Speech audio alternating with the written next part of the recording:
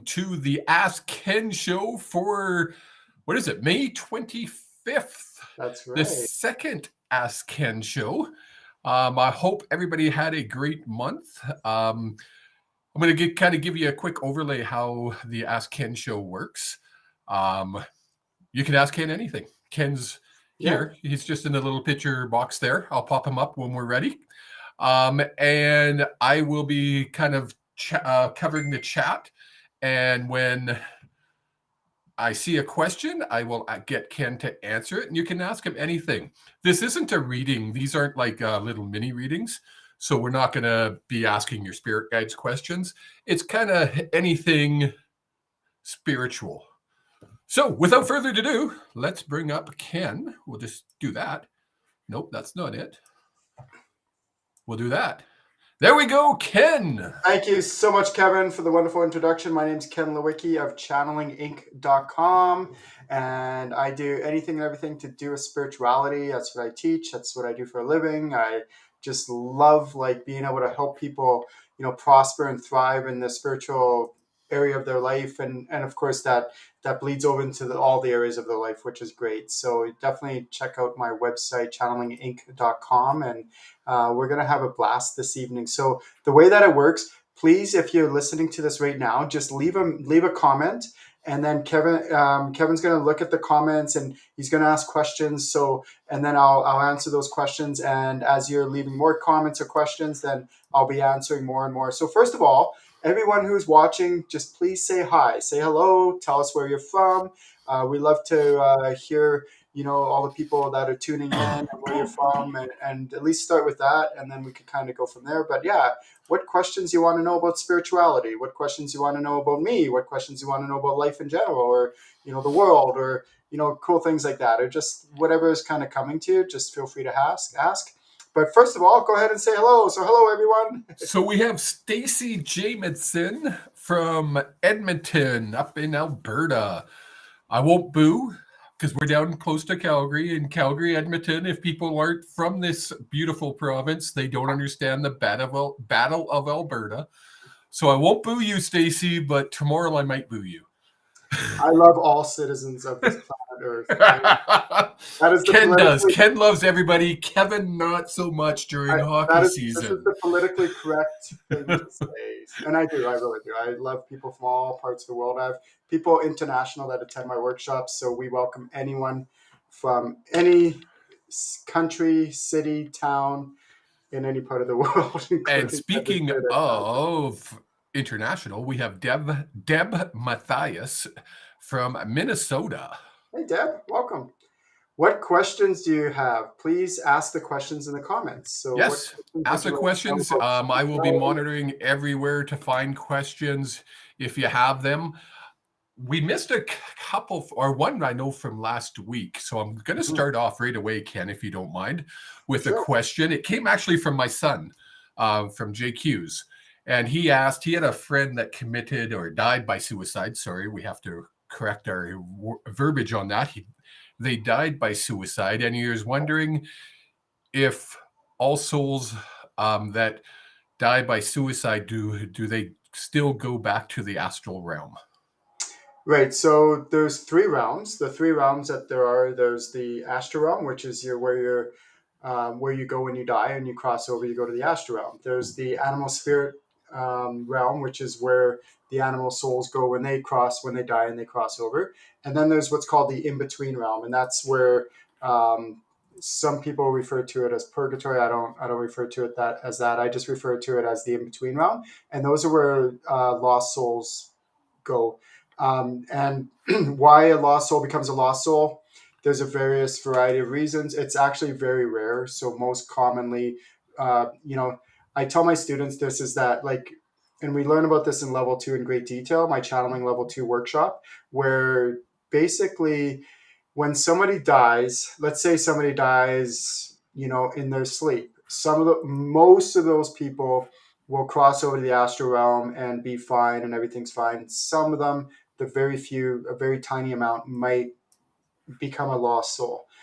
Someone might get into if there's 1,000 people that get into a car accident, pretty much all of them will go and cross over to the astral realm to be with their soul family. Maybe one or maybe even less than that might become a lost soul and be in that in between realm, and on and on and on and on. Every possible way, someone falls off a cliff. Most of the time, they're going to go and go to the astral realm, things like that. So same thing with suicide. Most people that commit suicide, there's no right or wrong about it. There's no good or bad. According to the your soul family and the souls who reside in the astral realm, most of them are going to cross over to be in the astral realm, and there might be a very small percentage that don't cross over and are in the in between realm. And you could, I teach people how to channel, and I teach people how to do mediumship. I teach people how to connect with souls on the other side. And you can ask and ask and ask if whether it's the soul who actually took their life by suicide, or one of their family members who's in the astral realm, and they don't see it as right or wrong or good or bad, or like all this like hang-ups that we humans on earth, a lot of us have, not all of us do, but some of us do. And some cultures, they don't see it that way. However, a lot do. But looking at it from a soul perspective and the astral realm kind of perspective, they don't see it as a right or wrong, a good or bad thing. Awesome answer, Ken. You talked about the astral realm. Can you go into more detail on how can I phrase this correctly? What happens in the astral realm? What do we do once we get to the astral realm? So many things. Okay, so let's back up a bit. So Yeah. when you're in the astral realm, before you incarnate, you choose where you're going to incarnate and all who's going to be your family, all that stuff, what part of the planet, what culture, what ethnicity, all that fun stuff, right? And then Yeah. so you go you're born through your mother, whatever mother you choose. So the mom and dad have sex, the sperm and pregnancy, Can egg, you all that say fun that stuff. live? Are you allowed to? I don't know, but I just did. I know. Okay. The S word, right? Like, are we allowed to talk about that? Yeah, let's talk about it. All of us, we wouldn't be here if it wasn't for our parents having sex. Let's say it that way. That's just, I know, right? Horrible thing to say. Um, I just, and then, so what happens though is when the soul will come in and then into the baby, the embryo, basically, and then the mother will, through gestation period, bear the child, and then the child will live their incarnated life, however long. It could be a few years, it could be several decades. 50s, 60s, 90s. Some people live over 100 years nowadays. And then which is actually just a blip in time. Even 100 years is just really a small blip in time. And then when we die and we cross over, then we go back to the astral realm to be with our soul family and the rest of the souls that reside in the astral realm. So, what is the reason I talked about that is because the reason I'm saying this is because the amount of time that we spend incarnated in relative terms, it's actually very small compared to how often and how much time we actually spend in the astral realm. So, when we're in the astral realm, um, we actually do a whole bunch of things. So there's training that goes on there. People take maybe music lessons or writing or literature, sciences, all sorts of any kind of education you could imagine. Plus, they also do things like souls will do things like just fellowshipping and hanging out, playing cards, or playing sports, or just things recreational kind of stuff. Some souls will maybe for a while just hang out and do nothing by kind of like they'll just kind of hang out in the area and do nothing. But a lot of it's like fellowshipping, and then there's other things that go on, like you might be working with so souls actually, including your spirit guides, actually have mentors. And not all the time, but oftentimes they're more like there's no real hierarchy when it comes to souls. There are, however, ones that might be a bit more evolved, like ascended masters and things like that. So very rarely do ascended masters actually incarnate on Earth, because oftentimes they're busy working with the souls who help people like us, like our spirit guides. So they actually mentor souls in the astral realm. So rarely do they ever incarnate. So think of like you, when you die and you cross over to the astral realm, you might get mentoring by some of the souls there that are kind of there to kind of help and teach you how to. So some people have this kind of weird idea that they think that when we cross over, we just do nothing. We're just like kind of like essence or presence or whatever. And we're not. We're a soul. We're still learning, growing, and evolving, just like your spirit guides are. and then we incarnate, and then we learn and grow and evolve even more. And you cannot not evolve. Like everybody's, all souls are always evolving. Even if you just spend kind of waste your life away, as people say, even that's not really wasting it. You're just still evolving. Just like And us, we can't not grow old. yeah, and we We're always cannot not aging. evolve. It's like we're constantly evolving, even if some people think, it's right or wrong, good or bad. Like, let's say somebody spends this whole life in crime and drugs and all that stuff. It doesn't mean that they're not evolving. They are. It's Yeah. impossible not to evolve. So that's what happens is we're constantly evolving, and that's what we're doing in the astral realm too. So when we go there, we're spending time with friends, family, soul family, things like that. We're playing, doing recreational things. We're educating. We're just all sorts of cool things happening in the astral realm, and it is That's like a real awesome. environment. People are creating and building things. Like it's actually really neat. I think that's the important thing that people have to understand, and that's that one sentence you said at the end. It's a real environment. Yeah, yeah. And what's even cooler about it is the very beginning of my channeling level 2 workshop, I actually take people to the astral realm with their spirit guide. I have their spirit guide give them a tour, and you'll actually get to experience this firsthand. And so instead of me just telling someone this is what it is, I actually, in my workshops, that's how I teach differently than a lot of teachers out there. Is I actually teach what's called experiential teaching. So I'll actually have you experience a lot of the stuff we'll be talking about on the Ask Ken show. So please ask your questions. If you're just tuning in, just type in, okay, I have this question, type it in. And then Kevin can go ahead and ask me some of these questions. So And we have a couple. welcome, We everyone. have a couple. So Stacy Jamison from Edmonton, she says, I just found you on Facebook, not new to knowing about awakening and spirituality, yet very curious about channeling.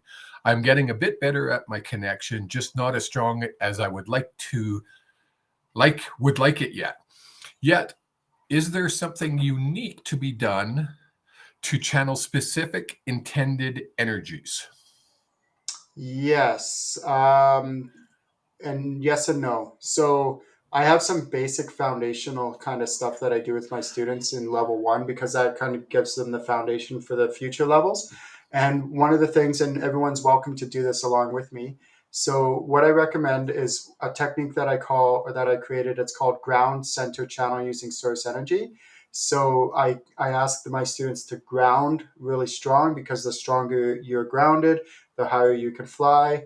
I ask them to center themselves. And what I mean by this is bring all your energy from the past to the present, bring all your energy from the future to the present. So you're fully present, you're fully centered, and then channel using source energy, and just to let that source energy flow through your crown and then through the rest of your aspects. So let's all take a nice deep breath. 3, 2, 1. Ground, center, channel using source energy.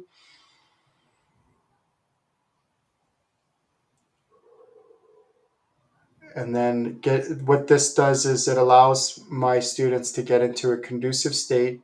From this point, you don't have to do this to channel, but at the beginning, when you're first learning how to do this, like, I don't know if you can feel the difference, but like, if you've done this, if you didn't do it, go ahead, try it right now. Just take a deep breath, ground center channel using source energy. And what this does, it allows you to get into a more conducive state to channeling your spirit guides, your loved ones, other people's loved ones, your soul, your higher self, angels, sprites, fairies, dragons, all those things I teach my students how to do. So that's kind of like the foundational thing, if this makes sense. That makes total sense. Yeah. We have Lisa Lambu. I'm wondering why certain souls choose a hard journey. We always hear it's to learn from, but my goodness, I'm so done learning already. LOL. So Lisa, right? Mhm. Uh, Lisa, That is just correct. let us know where you're from. I just want to say hi, shout out to you. So welcome. Um, there's a lot of misunderstanding in the spiritual world where we think we're here to learn lessons. I personally try not to use that word. The reason why is because a lot of people have a lot of negative connotations around the word lessons. I don't know how it was for you growing up, but like my mom would be like, I'm going to teach you a lesson, right? Right? So And you knew that wooden spoon was coming out. Yeah, we did that back in the day. Wooden spoon, the Oh strap by the yeah. principal, and all that fun stuff. Yeah, I mean, times have changed, and they have changed for the better in a lot of Yes. cases. So, I try to, first of all, I try to avoid the word lessons because we're not really here to learn lessons. We're more here to um, learn, grow, and evolve and change. And so, oftentimes, what people are referring to when they're talking about like learning lessons is there's something called Akashic Records, and our Akashic Records is like an etheric book. And in that book is written every single feeling, emotion, experience, situation, circumstance we've ever experienced in our lifetime. But it's not just from this lifetime, it's from all lifetimes. So this is called your Akashic Records. Sometimes, though, there's things in our Akashic records that are called contracts, deals, and agreements. So, and those are three different things. So I'm not going to get into it now, but they are three different things. But sometimes those contracts, deals, and agreements that are written into your Akashic records can affect us in our lifetime now. So there's a couple ways that we can work and maneuver through these Akashic records. One is to actually go through it kind of like the hard way of figuring it out and going through the trenches of it, and that is a way to do it, and there's nothing wrong with that. So that's what people often do, and like, I'm learning my lesson, and then there's that saying out there that if you don't learn it, that you're going to keep repeating it and repeating it. There can be some truth to that. And then there's also another way to move through this stuff is actually what's called Akashic record healing and clearing, and then also rewriting. So they're actually different things. Healing your Akashic records, clearing contracts, deals, and agreements, and then rewriting as necessary. And they do make a real world example, or a real world effect. I mean, a real world effect on what's going on in your life, so that you don't have to go through the trenches quite as much.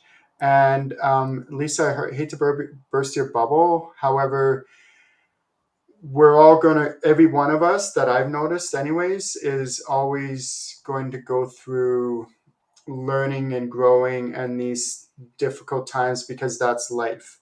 And so, what's really cool is, and I've channeled this, and you could channel it, I'm even channeling it right now, is there's actually a huge lineup of souls wanting to incarnate on this planet. And the reason why is because when a soul is in spirit form, they don't have the extremes where they can evolve as much. So there's souls wanting to incarnate by the masses. They're waiting in the wings, they're wanting to, so that, because what happens is when we incarnate, we get the extremes of love and fear and fight and flight and anger and sadness and despair, and every range of emotions, joy, happiness, laughter, everything from one extreme to the other, and not just this way, but also this way and this way, you name it. And so we can only get this when we're in a 3D form, because that's when all our aspects are with us. And what I used to do when I first started, like I had my awakening in the early 2000s, was I really hated going through this stuff and the struggles and the lessons, as you called it. And I really hated it. But then after about 12 to 15 years, I started saying, you know what? What if every time something like this happens, I can use it as an opportunity, and I can actually look at it as a good thing, as a positive thing? Like, how can I grow out of this? How can I evolve? How can I take this as a learning, positive, like learning experience? And this is what's going on with me in my life right now, is showing me where my healing and clearing my work is surfacing for me to work on. And I try to look at it as a positive. Does it always work? No. Sometimes they just suck. And I can use an F word in there, but I'm not going to. But you know what I mean? Like, it Thanks. just sucks, right? It does. Some things really do suck. But I try my best in every one of those situations to flip it around to, where's the opportunity in this? Where's the positive that can come out of this? Yeah, and sometimes we have to look really, really hard to find that positive. I know I've gone through all kinds of stuff, And, and and, it's and like, have the humility. yes, yes. Maybe it's not outside of me. Maybe this is something I can use as an Great opportunity question, to learn Lisa. from. Thank you so much. That was an awesome I question. love it. Yeah. Shelley Somerville Walzer Oh, from, and I believe she's from Lethbridge, if my memory serves me correct. It's either Lethbridge or Medicine Hat, and she's going to give me a hard time, but I think yes. it's Lethbridge. And Lisa is from Airdrie. So what's So, Shelley's question: had a reading a few years ago, and my dad came through. He told me to read a lot about crossing over because he was very confused on what to do once he once he passed from this lifetime. Can you explain why he would be confused? There's a lot of stigmas around death and dying in this culture. It's not actually common in a lot of cultures, Eastern cultures and other cultures around the world. They know about it, they celebrate it. Death isn't death; it's a transition from physical to non-physical, and a lot of cultures do celebrations of life. And yeah, I do. I think one of the biggest. I do recommend what your dad suggests is read about it, learn about it, take classes on it. I tell my students that if you only get one thing out of the three of the workshops, channeling level 1, 2, or 3, that you get, if there's only one big thing you get out of it, it's that you see death differently. That it's actually not a bad thing. It's actually a good thing. It's a normal part of like living, because you don't die, you transition.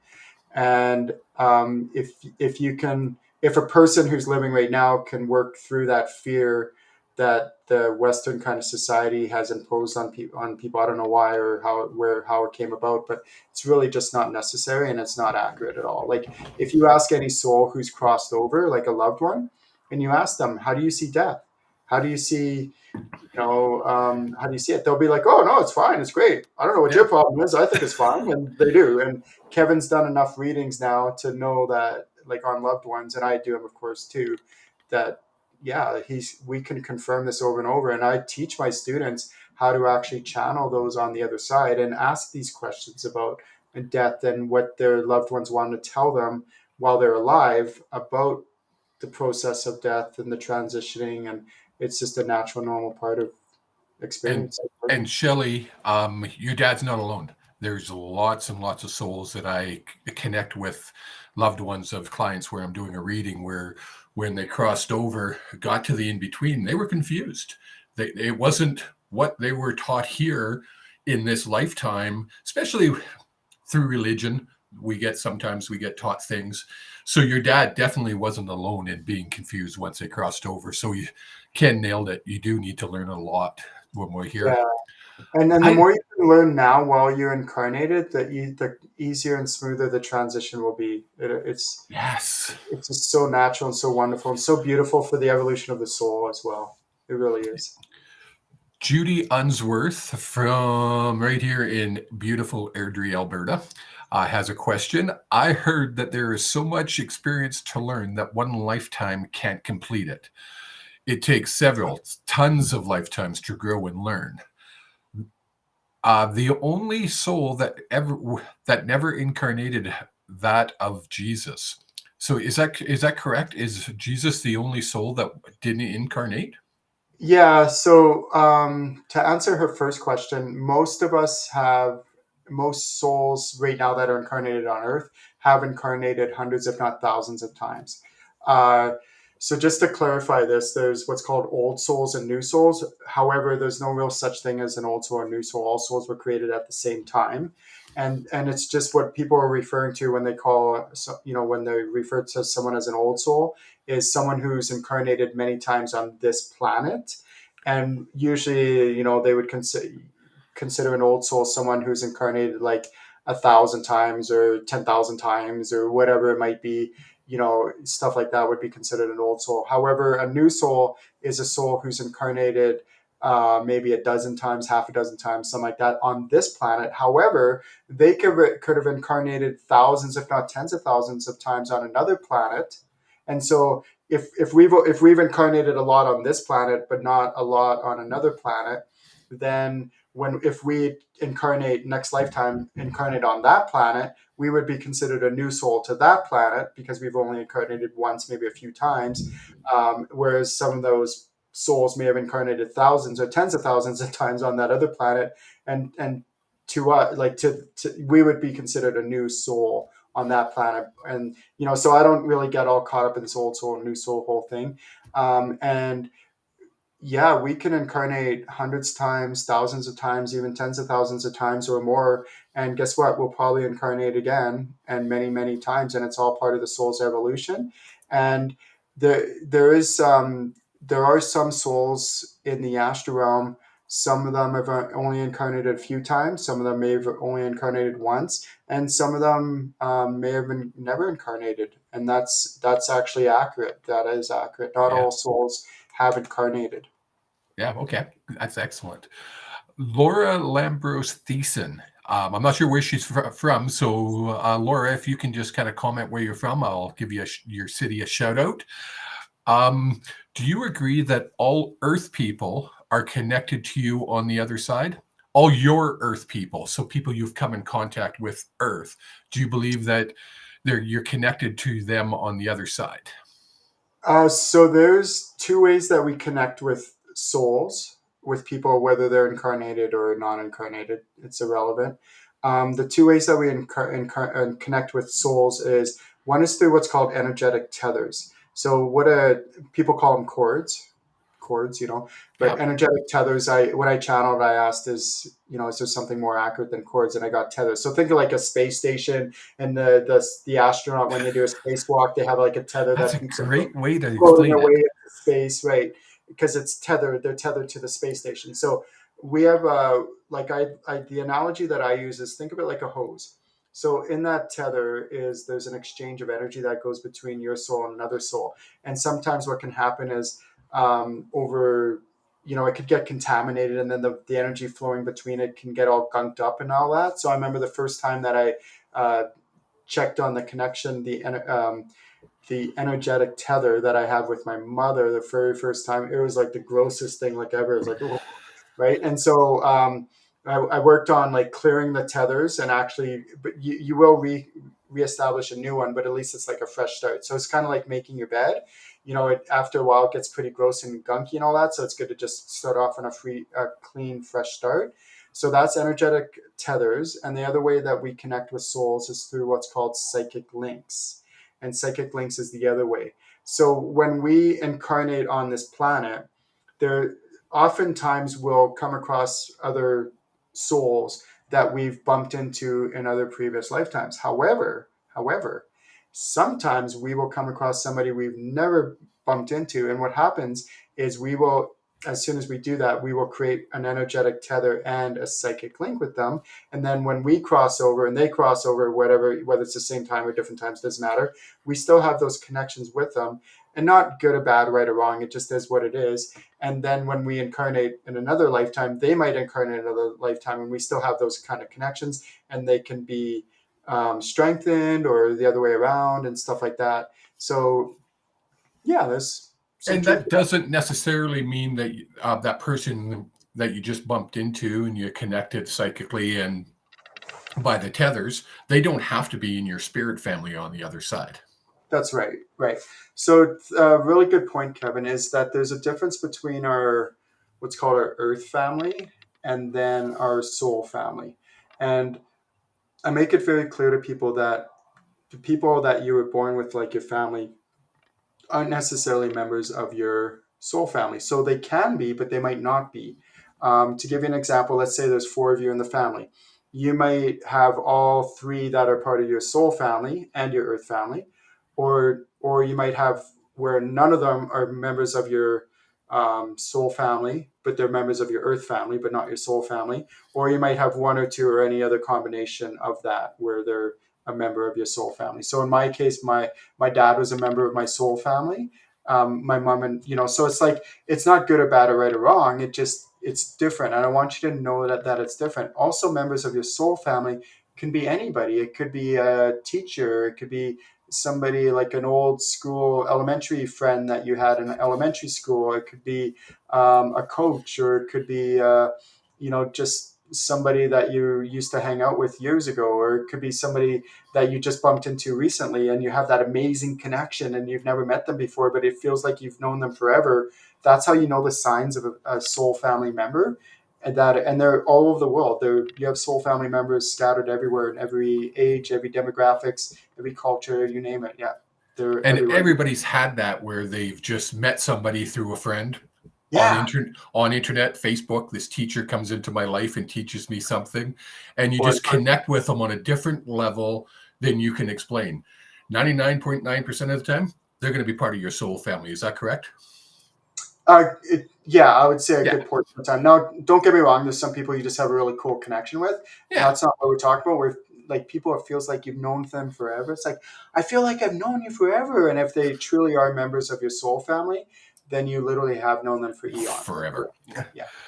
Okay, she asks a second question. So, and I wasn't going to ask it, but I'm going to ask it because we kind of got into it there a little bit. This is Laura Thiessen asks. She asks about soulmates. What's your opinion on soulmates? Yeah. So there's what's called twin flames, soulmates, and kindred souls. So a kindred soul is someone where you have like a super amazing connection with. There's a good possibility that they are members of your soul family. It doesn't necessarily mean you're meant to be intimate with them and Yes. necessarily meant to have sex with them, even if they are somebody that you're sexually attracted to. That's where you have to kind of discern the difference, and it does take a lot of practice on that. And soulmates is somebody that they have the potential to be somebody that you could be intimate with, have like a good, intimate, amazing relationship with. Maybe date them, maybe marry them, whatever, some like along those lines. And I say the word potential is because everyone has free will. So, they might be in a different place in their life and not really in the, whatever, or you might be in a different place in your life, or even if you two do get together and start, dating and courting and all that, that doesn't mean it's necessarily going to work out for sure because, you both still have free will. You still have your own, both still have your own stuff that you're working through. So it's still like any relationship, it takes a lot of work.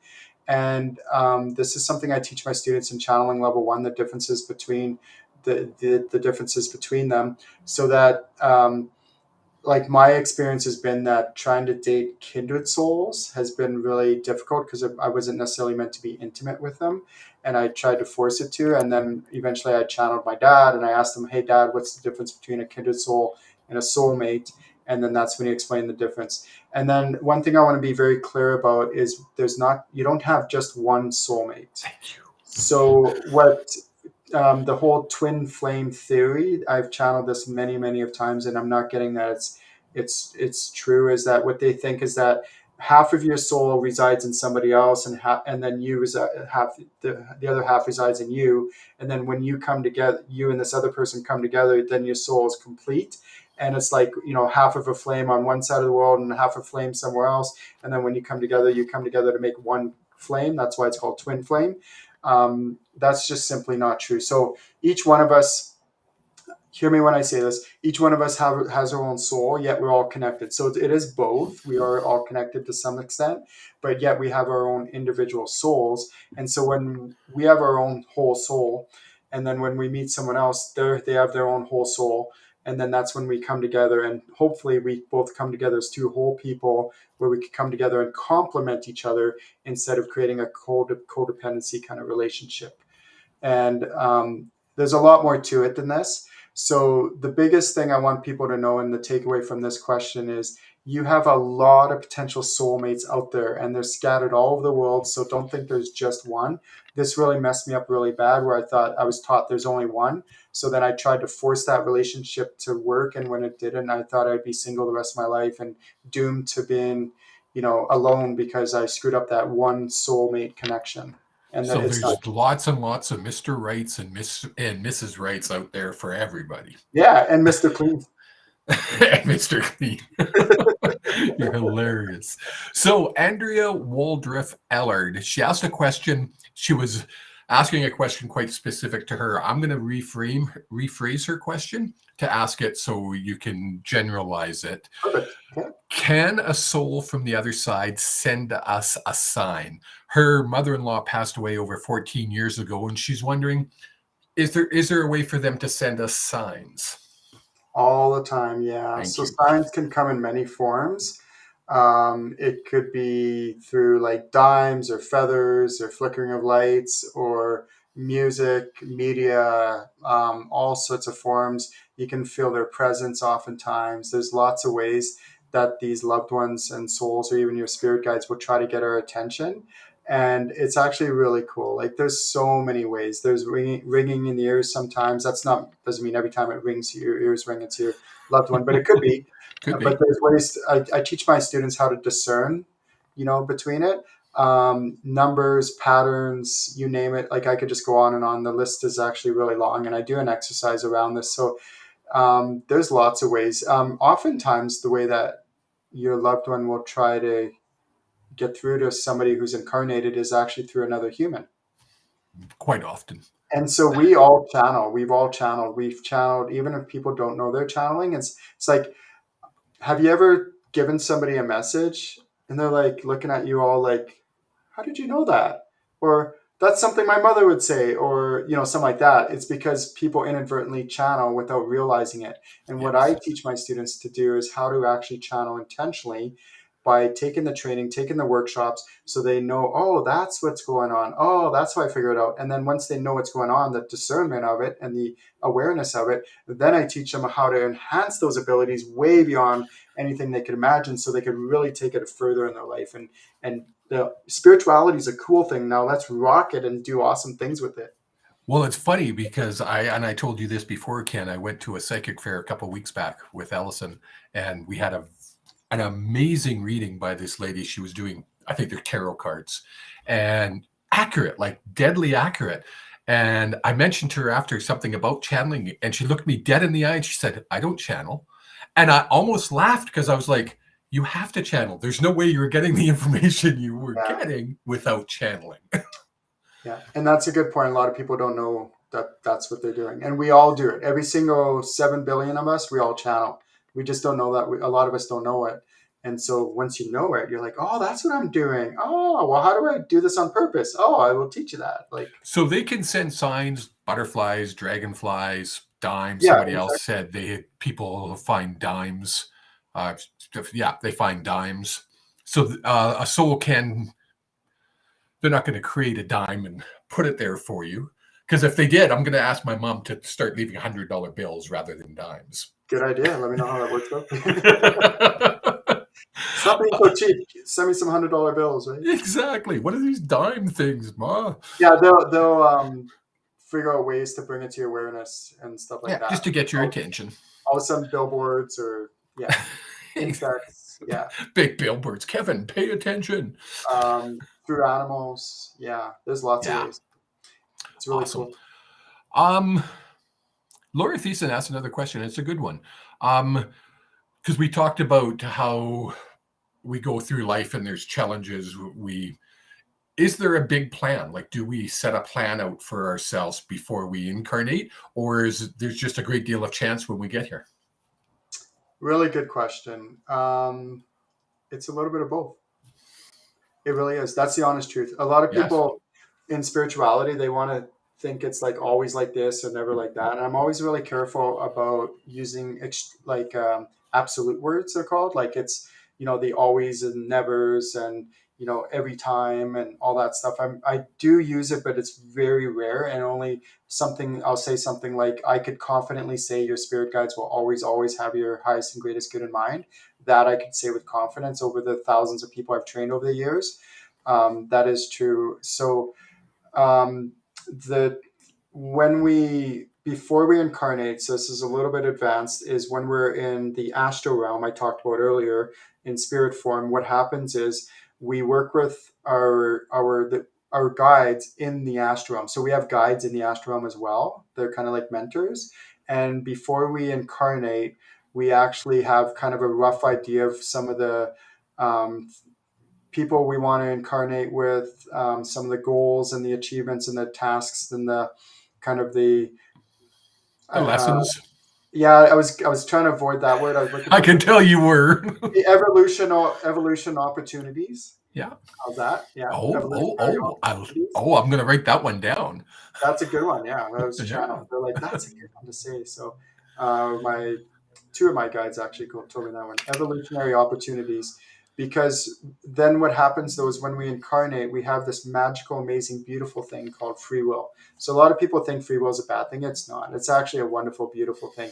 So you can decide as you're going through and navigating your life um, to try to achieve these contracts, deals, agreements that you made before you incarnated, and try to maximize this lifetime, maximize the evolution of this lifetime, your soul's evolution. So that's what I'm trying to do in my lifetime. And this is what I really encourage my students to do. Am I perfect at it? No. Do I make mistakes? Yes. Because again, we have free will, and we're not, and life is constantly like an ebb and flow of changes. So I ask my viewers, have you ever had a time in your life when you know you totally like just were totally off track, off path? You were like doing things that were like definitely not in your life was going downhill, and you were just keep making poor decision after poor decision after poor decision, and you ended up in a place where you never thought you could be. However, you've made different, maybe different changes in your life, and now look at where you're at now. And then what I try to do is when I notice that I'm kind of off path, then I try to make, okay, what's the next right step? How can I get back on path? And this is what we have, timelines, it's called. So we try to get into a timeline that is in our optimal and greatest good, and then try to stay in that timeline. And if we don't, it's okay. Don't beat yourself up. Don't be hard on yourself, but ask yourself, okay, what can I do to get back on path and make things right if you can, and things like that. And have grace with yourself, and also to remember that there's others that are involved sometimes in these situations where they have free wills as well. So that can affect your life path. We've all had incidences where people external of us have made decisions that have affected us. But again, just try to get back on path and make next healthy decisions. That's awesome. Awesome. I'm not sure if you answered this question earlier when we were talking about people who die by suicide. But why do souls stay in the in between, or why do souls get stuck? I think is a better word, in the in between. Is it guilt? Yeah. Is it So preconceived? the honest truth is, I have not 100% figured out what makes a soul become a lost soul, and what how, has them have ones that cross over fully. If anyone figures this out 100% and they know for sure, please let me know, and I will channel it. I will check. I haven't really found a rhyme or reason as to. Like I said, it's a very, very, very small percentage of souls. Like Oh, there's 7 billion people on this planet alone, and almost all of them, when they die, will cross over to the astral realm, and very, very, very small will become a lost soul. So I don't get too caught up in the why. I haven't really 100% been able to figure it out. All I know is if I come across a lost soul, I cross them over. I send them to the astral realm to be with their soul family, where they can get the healing that they need. And what happens is, when they do cross over, they go into like a containment area for a while they get the healing of what they need before they're released to the general public in the astral realm. And I look at any lost soul like with love and compassion. They're not good or bad or right or wrong. And these are the ones that you see on like these ghost hunting kind of shows that are doing these things, and they're like, oh, it's an evil spirit. Well, they're not evil. They're just unhealthy because they're stuck in the in between realm, and the longer that they're stuck in there, the more senile they can get. So I don't see them as evil or good or bad or anything like that. Just that they need the love and compassion and support, and that's why I cross them over, and that's what I teach my students how to do in my workshops. How to do that in my future ones, my more advanced workshops. that's awesome. Somebody asked, and I couldn't find where the question was, but somebody asked, and you kind of touched on it there. Um, why are some souls more mischievous than others?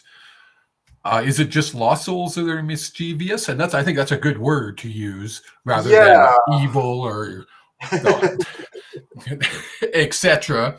let, let me clarify the word mischievous. So, or a couple things. So, first of all, when we're talking about souls, so there's, if we're talking about just lost souls, there's lost souls that are benign and just like literally lost. They're like, I had this one lost soul, for example, this child, where this lady went to, she went to Europe, and she was at a castle just visiting a you know tour, like going on a tour of a castle, and then this boy like was like, oh, that must be my mummy, and latched onto her. And then she came back to this country, and then a few weeks went by, and she was constantly drained and tired. And I tuned in. I'm like, oh, that's because that boy has or that lady has a lost soul, this boy, who thought that was her mother. So I just crossed the lost boy over, and he didn't even know he was lost. He just thought that was my mother. And then ever since then, she's been fine. because that soul was draining her energy. So that's common, where a lost soul doesn't even know it. And then there's the ones on the other extreme where they are basically a lot more mischievous and cause problems and stuff like that. So the other thing too is even souls in the astral realm, like in the ideal world, they would all be perfect, and that they're not. They're evolving, and they still have their personalities and characteristics about it.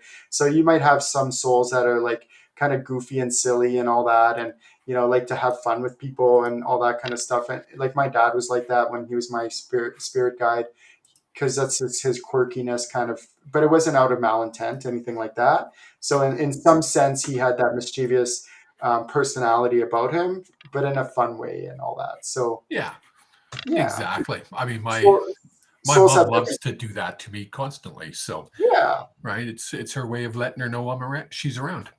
it's a good question. We have some really cool questions. If you're just tuning in, we still have about 15 minutes or so. Get your question in. I'll try to get to them. We have a lot of questions, and I will try to get to them. If I don't, I'm going to make a note of them. And of course, we are having another Ask Ken show next month. Ken, do you know the date of that off the top of your head? It's always the fourth Wednesday of the month, The so four. feel free to tune in. And all the these events are actually on my workshops, so or on my channelinginc.com website.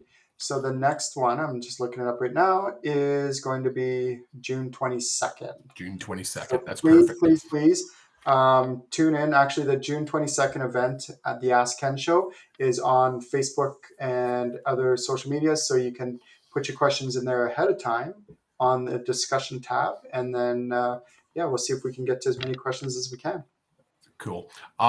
Desiree Kennedy. Sorry, Desiree, I'm blanking where you're from. I should know this, but I'm blanking, so you're going to have to remind me. She wants to know if you offer group readings. I do group trainings. So Group I can, trainings. I can do one-on-one readings. And I can do group readings. What I do that kind of separates me from other people is I'm a trainer. So my my whole theology is I want to empower people to learn how to channel, to learn how to do this themselves, to learn how to do mediumship, to learn how to connect with spirit guides, other people's spirit guides, do readings on people, medical mediumship, which is where you scan people and you can connect with other people's souls and their higher self and ancestry, past lives, all that stuff. So I'm a trainer of this, and yes, I do this in groups, and I have my group trainings in my intro classes, and then also in my channeling levels 1, 2, and 3, and then my animal certification workshops that I do.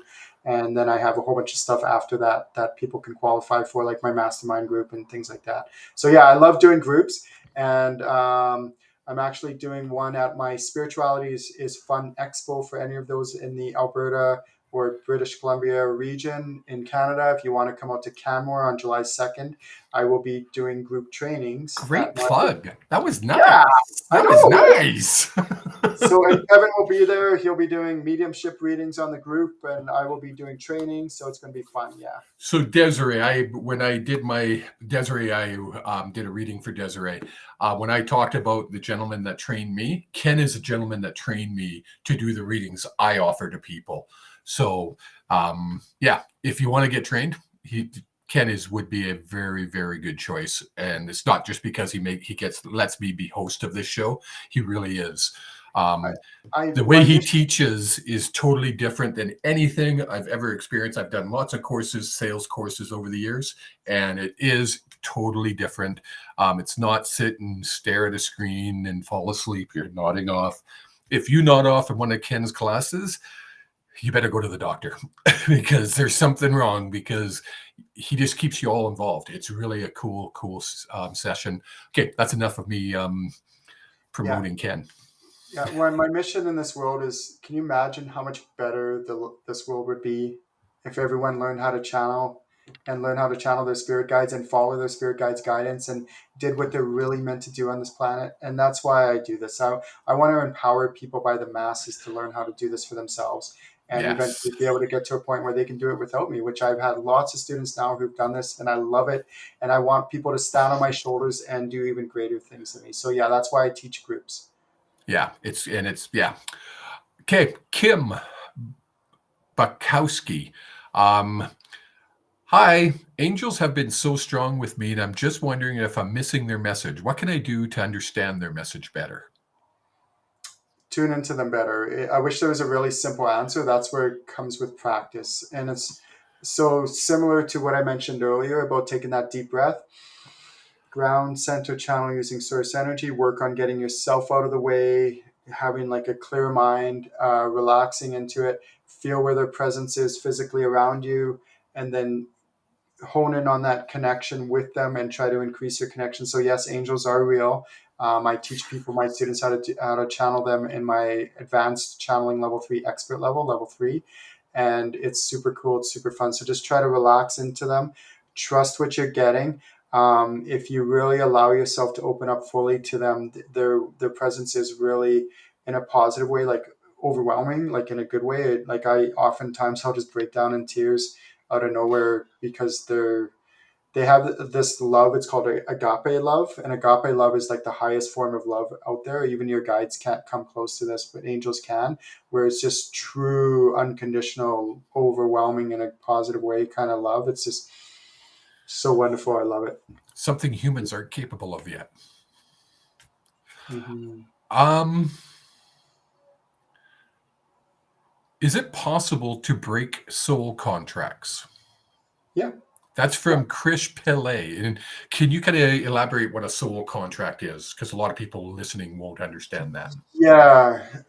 So there's a couple things on that. Again, there's a difference between contracts, deals, and agreements. So sometimes someone will make a vow like, I'll never allow this person in my life again, or, something like that, or, I'll never forgive them, something like that. And that's like kind of like, that's an agreement that you've made. So contracts, deals are made in the astral realm, and then even if they're made in the astral realm, they can be through akashic records healing or clearing. You can clear those contracts, deals, and agreements, and it does make a real world life a difference. So I'm not going to say that it's not going to affect your relationship with this person, or I mean, it's not going to necessarily make it all perfect, but it will take the edge off and maybe allow you to not respond or react in a way that's unhealthy anymore, that you can respond from a healthier perspective because you don't have those soul contracts that are still binding you to kind of keeping you in that loop. And so there is a good healthy way to do this through Akashic Records healing, and I do that as well. I do healing and clearings in my one-on-one sessions along with teaching people to channel. So I just include that if my client wants it. I just say, hey, would you like this? And if they say no, that's fine, we just do channeling. But if they want to include it, not only do I do healings and clearings, I also include any spiritual upgrades, attunements, activations, enhancements, whatever else the person needs to help them really ascend in their evolution, spiritual evolution. And they can find all that information at channelinginc.com. Is that correct?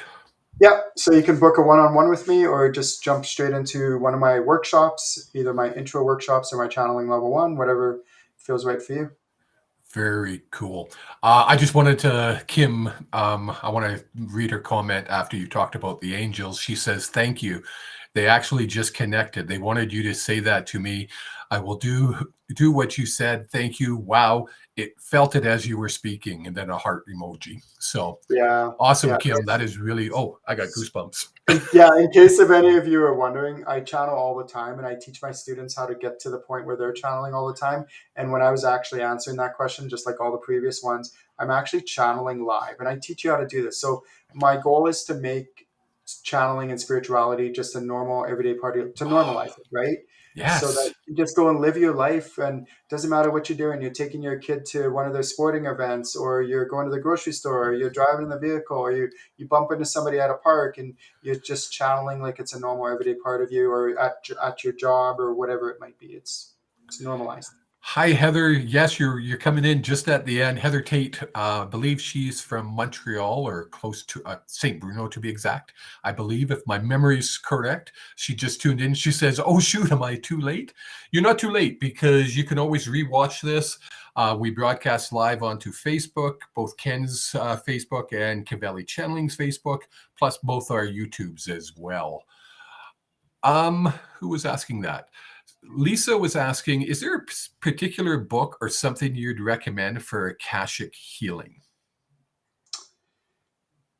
Uh, so yes, there's books out there that are written on Akashic records.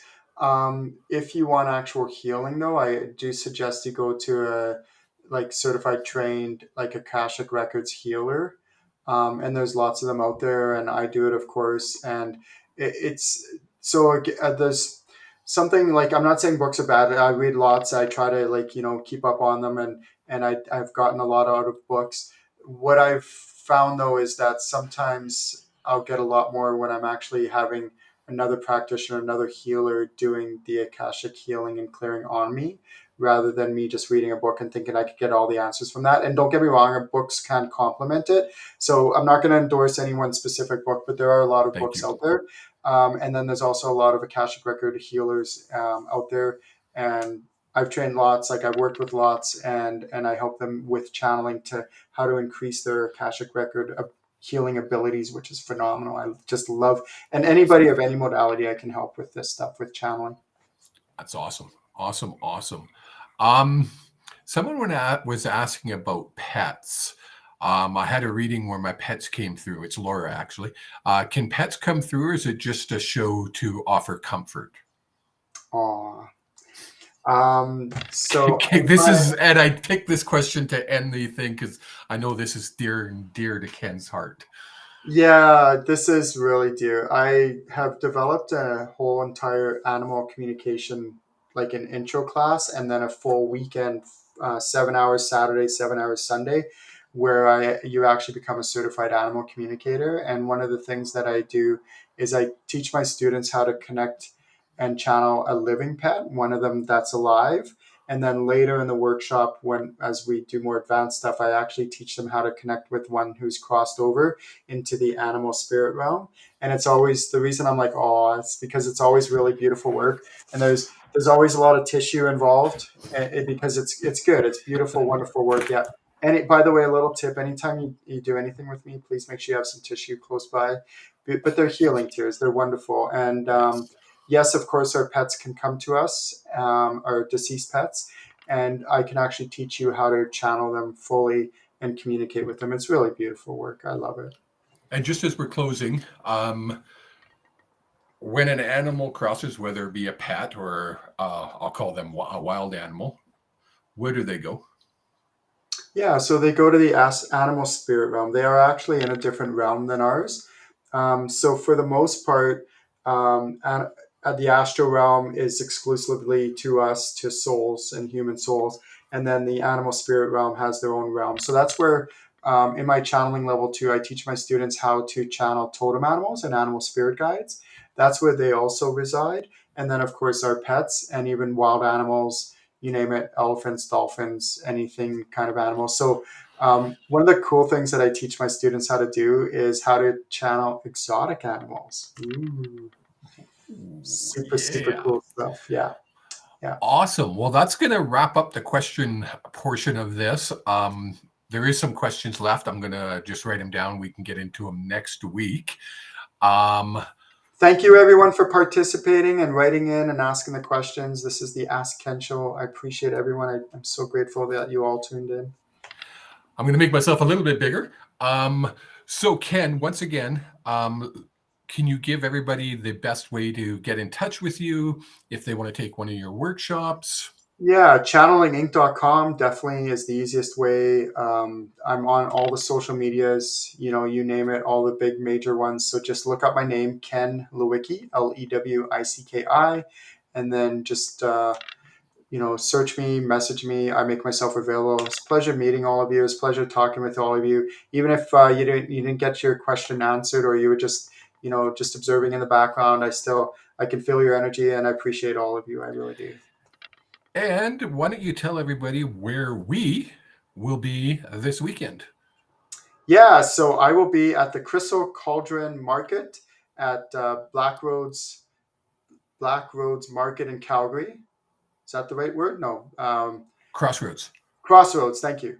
It didn't sound Crossroads. right. Yeah, no. I was like, so at Crossroads in Calgary, and I will have a booth there. So please come out and say hi if you live in the Calgary region. Drive in; it's worth it. And I will be doing Connect with Your Guide sessions where I'll actually be training and teaching people how to connect with their spirit guides, live little 20-minute mini sessions, and they're going to be tons of fun. So yeah. And that's Come Friday, Saturday, Sunday of this week. I will be Yeah. hosting again. I'll be kind of hosting the table, making sure that everybody's looked after while Ken is running the sessions. I'm looking forward to it. I'll be there both Friday and Sunday. I have a previous engagement on Saturday, hopefully, maybe not, but hopefully.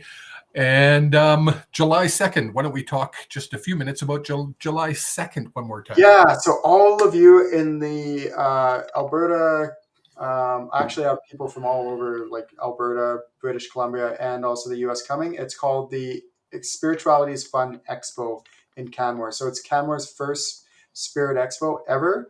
And my slogan is Spirituality is meant to be fun. So why not name it Spirituality is meant to be fun expo, right? Like that's the name of it. And that's at the Canmore Opera House. And you could buy tickets are $10. But what's really cool about this event is it's not just a normal kind of vendor fair expo, which we will have vendors, we will have readers, all that cool stuff, belly dancers, food trucks, all that stuff. We But we're will going not to have ShamWow. we we are going to have speakers. So I'm going to be speaking in the morning. First of all, there'll be an opening ceremony with crystal bowls and all that fun stuff, and then there's going to be me speaking in the morning. But it's not just going to be a speaking engagement. I'm actually going to be training people in the groups on how to channel, and then after, Kevin and Graham is going to be doing basically mediumship on the group where loved ones come through, and then belly dancers in the afternoon to break it up. And then we're having a lady speak on metaphysics, and then another one who's going to be speaking on Akashic Records. And then I'm going to wrap up the day with another training in the afternoon. So it's from 10 a.m. to 4 p.m. on July 2nd. And then we have closing ceremonies. It's going to be a beautiful Canada Day long weekend. So I welcome everyone to come out. And if you would like to find tickets, just message Kevin and he can get you the link to the Eventbrite. It's only $10 to attend for 14 and up. So yeah, come on out. It's going to be a blast. And you can message me at cavellichanneling.com, or sorry, Cavelli Channeling on Facebook is the best way to message me. And until next month, June 22nd, or this weekend, where we will see you at Crossfield Market, take care, and we'll remember spirituality is supposed to be fun. Yes, have fun, everyone.